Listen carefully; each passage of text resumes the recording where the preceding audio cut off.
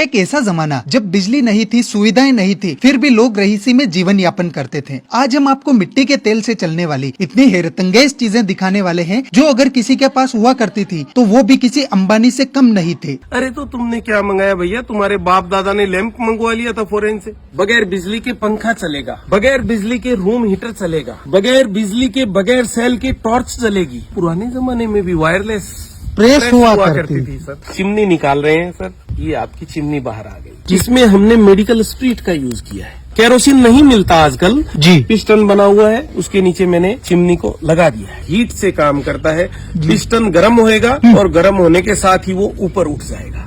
ठंड से बचने का भी साधन था उस जमाने में। बिल्कुल सिंपल कॉन्सेप्ट।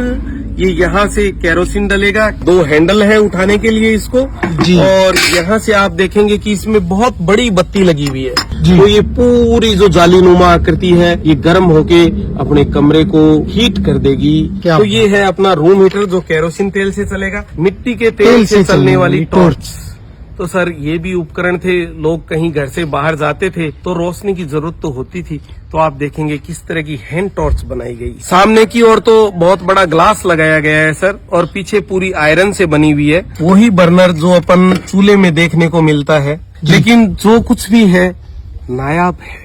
बिल्कुल सर। तो आप देखेंगे कि किस तरह का एक नायाब लैंप आपको दिखाने जा रहे हैं सर। रेलवे लैंप है, सिग्नल दिखाने के लिए काम में लिया जाता था। लैंप आपका बिल्कुल यूं ज्यादा हिले डुले ना, इसलिए ये लॉक लगाया हुआ है। ये लॉक मैंने खोल दिया है, और अब मैं इसमें से एक बहुत ही नायाब चीज दिखाने आपको जा रहा हूँ, एक छोटा सा दीपक।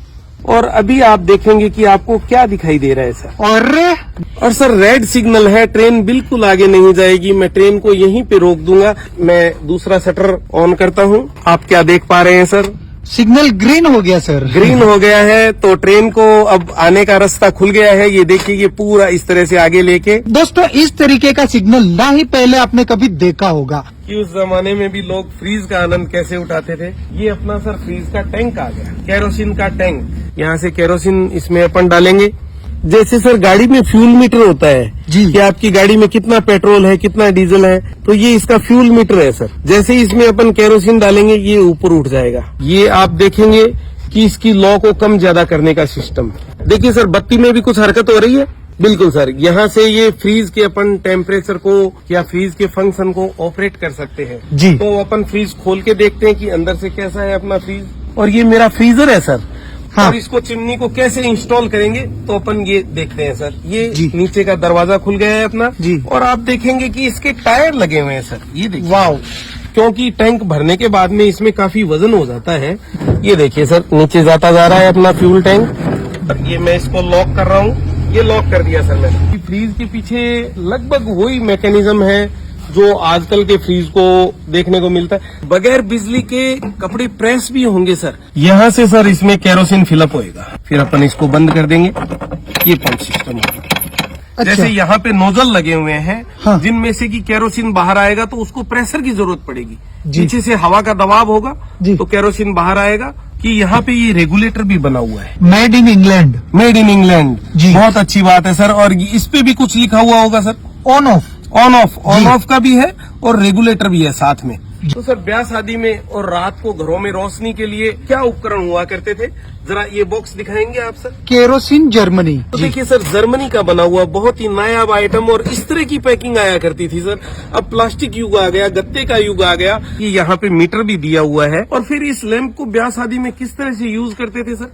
इस तरह से यूं हाथ में लेके, और यहाँ पे फार्गो कंपनी का मेंटल लगता था एक, वो भी आपको दिखाएंगे। यहाँ पे लगता था हाँ। और फिर ये इसका स्लो और लो, मतलब कम ज्यादा करने का सिस्टम है। मेंटल एकदम से फूल जाता था, और जो मेंटल कपड़े का होता था वो एकदम से सख्त हो जाता हाँ। और रोशनी देने लग जाता था सर। क्या बात है।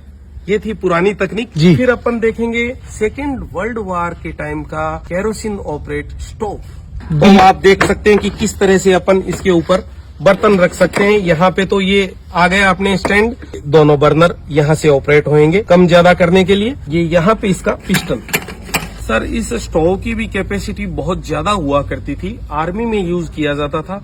बहुत से सैनिकों का खाना इस पे तैयार हो जाता था। दोस्तों कुछ टेक्निकल समस्या के कारण फिलहाल हम इस फैन को नहीं चला पाए, लेकिन नेक्स्ट वीडियो में हम आपको बिल्कुल इसको चलाकर भी दिखाएंगे।